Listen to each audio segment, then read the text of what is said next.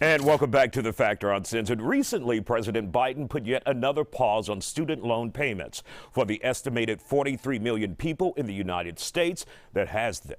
But people working to fix the student debt crisis say the Biden White House should just wipe the debt away, period. Our panel discusses whether this will make a difference to the people out there here in this country. And joining us now here on The Factor Uncensored to talk about this crisis, we have Dr. Daniel Villanueva from the University of Houston downtown. He's VP of Enrollment Management. Also, Cody Hunanian, Director, Student Debt Crisis, and that's an advocacy group. So, Cody, when we take a look at this, $1.7 trillion in student debt, and that total is always going up every day. Is that manageable in this country? Absolutely not. And you mentioned it going up every single day. It's actually growing by $2,000 a second. So this is an unsustainable issue. Yeah, absolutely. Wow. It's an unsustainable issue. You know, that's why our organization from day one has recognized this as a crisis. I'm happy to say as a movement, you know, others are finally joining us. They recognize that this is an urgent issue. And now because of the pandemic, people recognize that it's not just an individual financial issue, but it's a drag on the economy, and it causes a domino effect that impacts people's wealth, their health, and so much more. Dr. Villanueva, you are on the front lines with those students, many of them who incur that debt.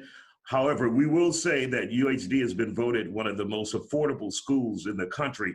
But when you take a look at the pause that the Biden administration has given until January to resume payments, do you think that will help students out there or graduates now who are trying to maintain those student loans? I certainly think that it will help those of us included, myself included, who have student loans that will be paying these back for years and years to come. But I think ultimately the administration has to wrestle with a terminal decision because this decision certainly gives students who are recent graduates of the university some additional time. But the campaign that they ran on was to forgive student loan. And at some point in time, I think they have to re-enter that discussion. I also think it bears some responsibility on the institutions to figure out how they can keep costs affordable, how they can have programs such as the University of Houston downtown, where we have our Gator Pledge that allow families with $50,000 adjusted gross income or below to get free tuition and fees at the university.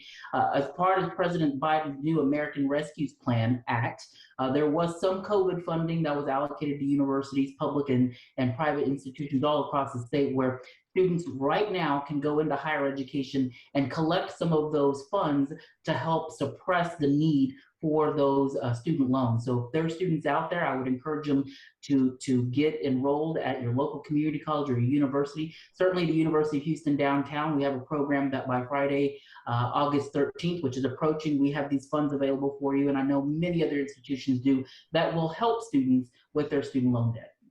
Cody, when you hear it's also the responsibility of universities and the higher education system to do their part, how important is that? You know, it's absolutely important that we take on the root cause. You know, there's not a student debt crisis without skyrocketing tuition and costs. And the institutions themselves certainly have a role.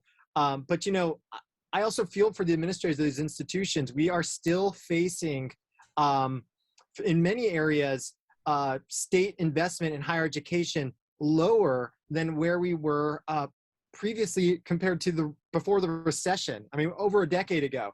So in many states, we have not got back to funding higher education in a way that is sustainable, in a way that alleviates the debt burden for families, because that's the connection there. When states and local municipalities don't invest in higher education, it's families, it's students who take on that burden.